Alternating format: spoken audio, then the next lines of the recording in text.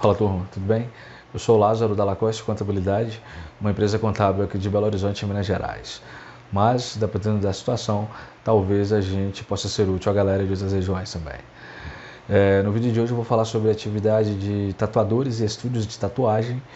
Aí nós vamos falar da parte burocrática, MEI, impostos, aposentadoria, regras de constituição do CNPJ, esse tipo de coisa. Beleza? Bora!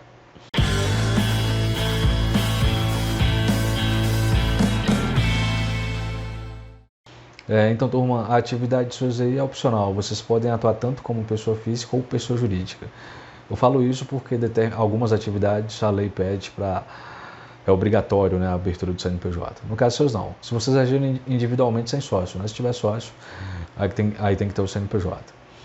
Inclusive, né, a lei permite, né, no ambiente ter mais de uma pessoa ali trabalhando como pessoa física sem problema nenhum. Só é importante ter controles distintos, né? Aí cada um vai ter lá suas despesas, o faturamento seu, mas é possível sim.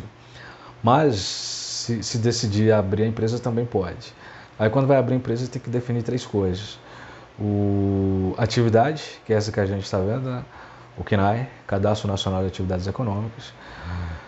Tem que definir também o tipo jurídico e o regime tributário. No regime tributário, a primeira opção no Brasil que a gente tem é o MEI, né? Microempreendedor individual. E a atividade suas pode ser MEI tranquilamente. Né? A lei que trata do MEI incluiu a atividade suas lá. Não é toda atividade que pode ser MEI, mas as suas está lá incluído na legislação. E quais são as características do MEI? Só pode faturar no máximo 81 mil por ano, o que dá 6.750 por mês. Só pode ter um empregado. Mensalmente, independente do faturamento, tem que pagar um impostinho lá de 60 e poucos reais por aí, que inclusive vai servir para aposentadoria suas. Não precisa emitir nota, né?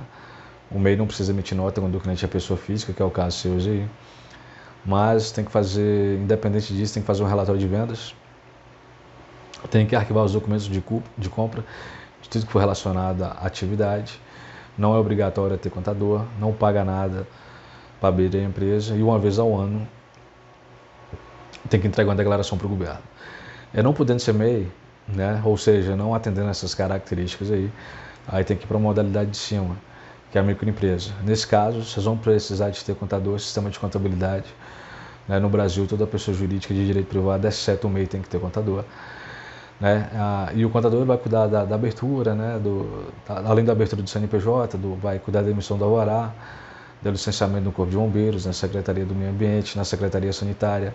Inclusive, o alvará sanitário é fundamental, né? Na atividade suas. Tem que ver direitinho na prefeitura como é que funciona. Né? E o contador ajuda nisso aí. Além também, né, da emissão de notas fiscais, apuração de impostos, se tiver empregado, cuida da folha de pagamento, entrega as declarações para o governo, né, faz a contabilidade em si, né, que é basicamente pegar o faturamento seus menos as despesas e apurar o resultado, né, se positivo é chamar de lucro, se negativo de prejuízo. Então o serviço de contador é basicamente esse. Para abrir o CNPJ vocês vão gastar uns R$800 por aí. Isso são taxas que vai para a prefeitura, para o governo. Tem que comprar um negócio chamado certificação digital, do CPF. E também depois que abre o CNPJ, o certificado digital do CNPJ.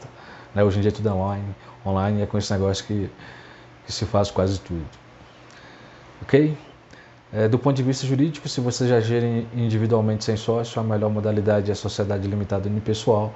E se vocês tiverem sócio, a sociedade limitada. Ok? Bom, vamos falar um pouco agora da parte financeira e tributária. Essa imagem que a gente está vendo foi um cenário que eu preparei, dois cenários, né? Um faturando 10 mil por mês e outro 30 mil por mês. Aí eu comparo pessoa física, Simples Nacional, anexo 3, Simples Nacional, anexo 5, lucro presumido.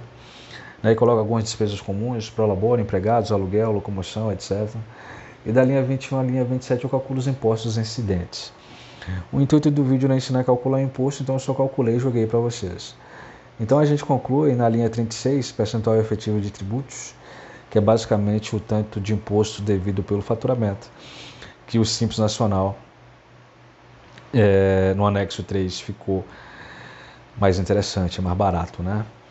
E sobre o Simples Nacional, a gente tem que falar o seguinte: o Simples Nacional ele é dividido por anexos, determinadas atividades ficam em um e determinadas atividades em outro anexo. Só que um anexo é mais barato que o outro. né? O anexo, o Simples Nacional Anexo 3, por exemplo, ele começa a tributação em 6%. Já o anexo 5, né, ele começa em 15,5%. Então, só que como é que se define em qual anexo ficar? Tem que calcular um negócio que é chamado de fator R, que é basicamente a divisão entre a folha de pagamento pelo faturamento. Até 28% desse resultado fica no anexo 5. Acima disso, fica no anexo 3. Só que dentro da folha de pagamento a gente tem um prolabore. O prolabore é o salário do dono. Quando você é dono e além de dono trabalha na empresa, você não pode chamar todo o caixa retirado da empresa de lucro. Você precisa oferecer a tributação pelo menos um salário mínimo, né? E sobre esse valor haverá a figura do INSS e dependendo do valor vai ter o imposto de renda também, né? Então perceba aí que no Simples Nacional Anexo 3 eu preciso modular o valor do prolabore para ficar, né, para dar os mais de 28%. No anexo 5 e no lucro presumido, eu coloco o salário mínimo, né, que é o mínimo permitido. Já no pessoa física eu não coloco nada porque prolabore é um conceito quando se é empresa, né? Quando se é pessoa física não é o que se fala em prolabore. Só que o prolabore é uma quantia que vai para o próprio dono, né? Tanto é que eu repito nele na linha 31, prolabore líquido do INSS Imposto de Renda, e na linha 32 o total atribuído ao sócio, né? Que é basicamente o faturamento menos as possíveis despesas.